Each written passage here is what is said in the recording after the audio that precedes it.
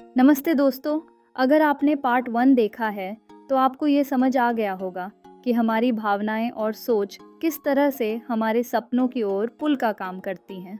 अब पार्ट 2 में हम एक कदम और आगे बढ़ेंगे, जानेंगे कि अपने भीतर की गाइडेंस को कैसे पहचानें और कैसे अपने मन को उस एनर्जी के साथ अलाइन करें जो आपकी ज़िंदगी में असल बदलाव ला सकती है।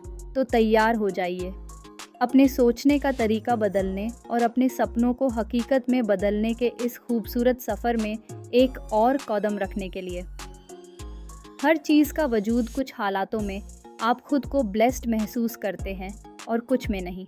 आपको समझना होगा कि अगर आप खुद को ब्लेस्ड महसूस करते हैं और अच्छी चीज़ों की उम्मीद करते हैं तो ये आपकी इजाज़त देने की स्टेट को दर्शाता है, और अगर आप ब्लेस्ड महसूस नहीं करते हैं, जब आप अच्छी चीज़ों की उम्मीद नहीं करते हैं, तो ये आपकी रोकने की स्टेट को दर्शाता है। एक ख्याल को डीएक्टिवेट करने का एक ही सही तरीका है कि दूसरे ख्याल को एक्टिवेट करें। दूसरे शब्दों में, अगर एक ख्याल से ध्यान हटाना है तो दूसरे ख्याल पर ध्यान दें। आपकी भावनाएं आपके स्रोत से रिश्ते के बारे में हैं, और क्योंकि भावनाएं वो सब बताती हैं जो आप सोर्स से अपने रिश्तों के बारे में जानना चाहते हैं, इसलिए हम अपनी भावनाओं को हमारे इमोशनल गाइडेंस सिस्टम की तरह मानते हैं। एक बार आप अपने इमोशंस और जो ज़रूरी मैसेजेस वो आपको देते हैं उन्हें समझ ले तो आपको उनका अनुभव होने तक का इंतज़ार नहीं करना पड़ेगा। आप जैसा महसूस कर रहे हैं उससे बता सकते हैं कि आप कहाँ जा रहे हैं।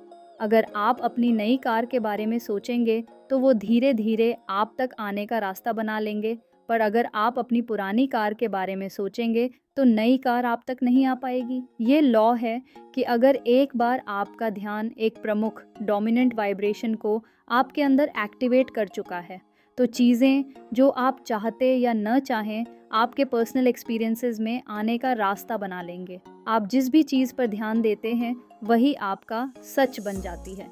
लॉ ऑफ अट्रैक्शन यही कहता है, आप जो सोचते हैं, जैसा महसूस करते हैं और जो आप पाते हैं, उनके आपस का रिश्ता एक बार आप समझना शुरू कर देंगे तो आप जहाँ भी हो वहाँ से जहाँ आप जाना चाहते हैं वहाँ तक पहुँच सकते हैं।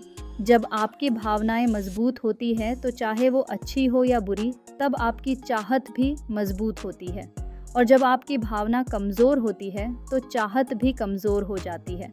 आपकी भावनाएं उसकी तरफ इशारा करती है जो आप अब भी आकर्षित कर रहे हैं।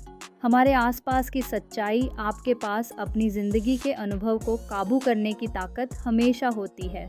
ऐसा कुछ जो आप नहीं चाहते हैं उसे अनुभव करने का सिर्फ एक कारण होता है कि आप उस पर अपनी चाहत से ज़्यादा ध्यान दे रहे हैं।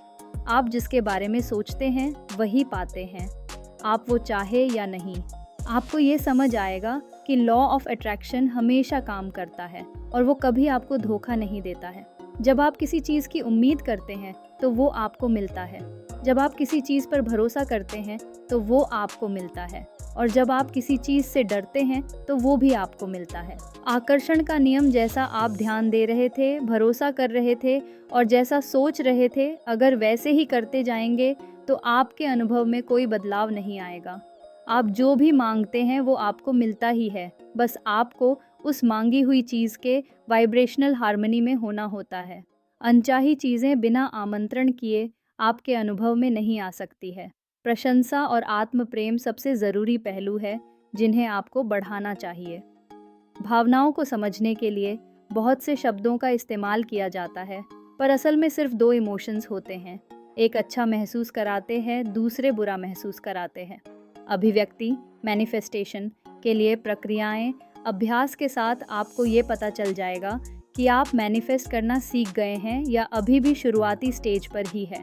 पर सबसे ज़रूरी ये है कि एक बार जब आप अपने महसूस करने के तरीकों को काबू कर ले तो आप इसे एंजॉय करेंगे। इन प्रोसेसेस को अपनाने से पहले आपको ये समझना होगा कि आप अभी कैसा महसूस कर रहे हैं और कैसा महसूस करना चाहते हैं। प्रशंसा, अप्रिशिएशन प्रक्रिया। Ask and it is given Hindi. जब भी आप किसी चीज़ को सराहते हैं, जब भी आप किसी की तारीफ़ करते हैं तो आप दुनिया को ये बोल रहे होते हैं कि ये आपको और भी ज़्यादा चाहिए। आपको मुंह से इसे बोलने की ज़रूरत नहीं है। अगर आप सराहना की स्टेट में हैं तो सभी अच्छी चीज़ें आप तक आएंगी।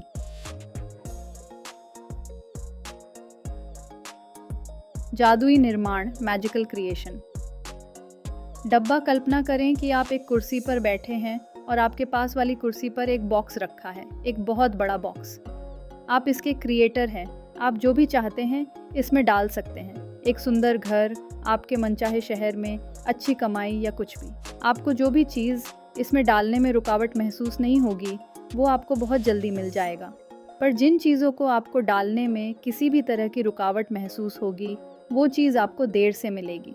रचनात्मक कार्यशाला, क्रिएटिव वर्कशॉप। एक चुंबक की तरह आप भी ख्यालों, लोगों, घटनाओं और लाइफस्टाइल को आकर्षित करते हैं। जब आप चीज़ों को वैसे देखते हैं जैसे वो है, तो उन जैसी चीज़ों को और भी ज़्यादा आकर्षित करते हैं। पर अगर आप वैसे देखते हैं जैसा आप चाहते हैं, तो आप उन्हें वैसे ही आकर्षित करते हैं जैसा आप चाहते हैं। इसलिए अच्छा और अच्छा होता जाता है और बुरा और भी बुरा। Ask and it is given English. जब आप ऐसे सिनारियोज बनाते हैं जो आपको अच्छा महसूस कराए, तो आप एक वाइब्रेशन एक्टिवेट करते हैं जो अच्छा महसूस कराते हैं, और फिर लॉ ऑफ अट्रैक्शन उस वाइब्रेशन से मेल खाता है। स्क्रिप्टिंग प्रक्रिया, आप ऐसा माने कि आप एक लेखक हैं और जो भी आप लिखेंगे वैसा ही होगा।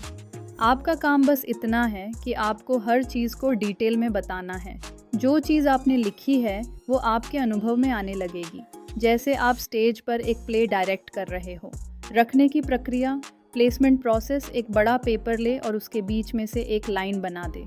लेफ़्ट साइड में आज किए जाने वाले काम लिखें और राइट साइड में वो चीज़ लिखें जो यूनिवर्स को करनी है। लेफ़्ट साइड वाली चीज़ पर आपको एक्शन लेना है और राइट वाली चीज़ पर यूनिवर्स एक्ट करेगा।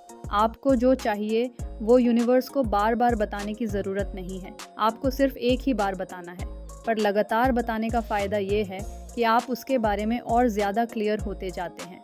अव्यवस्था प्रक्रिया, क्लटर प्रोसेस को हटाना। अगर आप अधूरे काम, अनुत्तरित अनआंसर्ड पत्र, अधूरे project, unpaid bill, unattended to tasks, कागजी कार्रवाई के अनसुलझे ढेर और स्ट्रे मैगजीन्स, कैटलॉग्स से घिरे हुए हैं, तो वो आपके ज़िंदगी पर नेगेटिव असर डाल सकते हैं।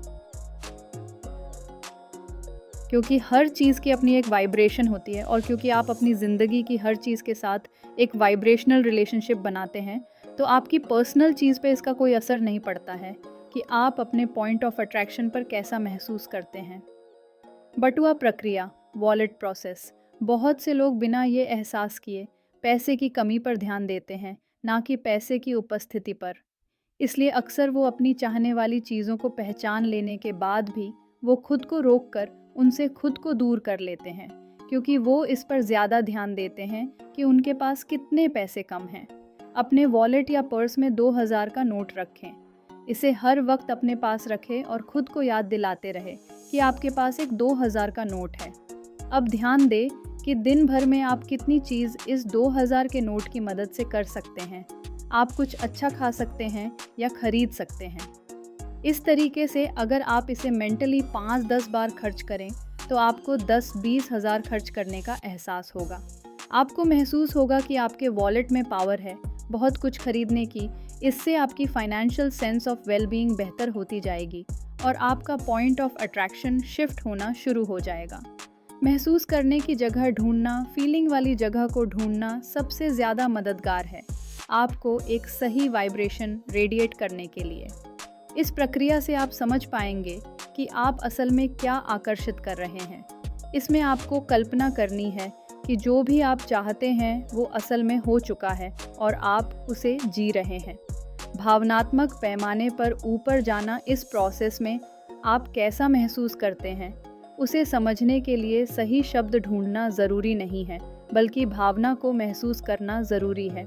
दूसरे शब्दों में, ये खेल उन ख्यालों को ढूंढने के बारे में है जो आपको आराम देते हैं।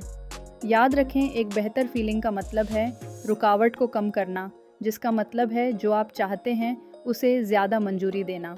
निष्कर्ष, धन्यवाद दोस्तों। मुझे उम्मीद है कि ये समरी आपको पसंद आएगी। मुझे उम्मीद है कि आप इस किताब के सभी सीखों को अपनी ज़िंदगी में अपनाकर अपनी ज़िंदगी को और भी बेहतर तरीक़ों से जी पाएंगे और वह सब अट्रैक्ट कर पाएंगे जो हमेशा से आपका ही था।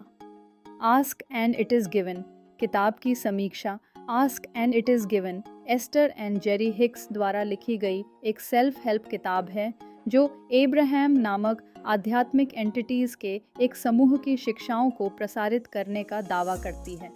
किताब लॉ ऑफ अट्रैक्शन के आधार पर व्यक्तिगत विकास और सफलता प्राप्त करने के लिए एक सिस्टम प्रस्तुत करती है जो इस बात पर जोर देती है कि किसी के विचार और भावनाएं उसके जीवन में संबंधित अनुभवों को आकर्षित कर सकते हैं। कुल मिलाकर ask and it is given को मिक्स्ड समीक्षाएं मिली हैं। कुछ पाठकों ने पुस्तक को ट्रांसफॉर्मिंग पाया है। उनका दावा है कि इसकी शिक्षाओं ने उन्हें अपने लक्ष्यों को प्राप्त करने और अपने जीवन को बेहतर बनाने में मदद की है। तो दोस्तों, इस पार्ट 2 में हमने जाना कि खुद से जुड़ना और अंदर की आवाज़ को सुनना कितना ज़रूरी है। नेक्स्ट वीडियो में मिलेंगे एक और पावरफुल कॉन्सेप्ट के साथ। तब तक के लिए खुद पर भरोसा रखिए और अपने वाइब्रेशंस को हाई रखिए। वीडियो अच्छा लगा हो तो लाइक, शेयर और सब्सक्राइब ज़रूर करें। धन्यवाद।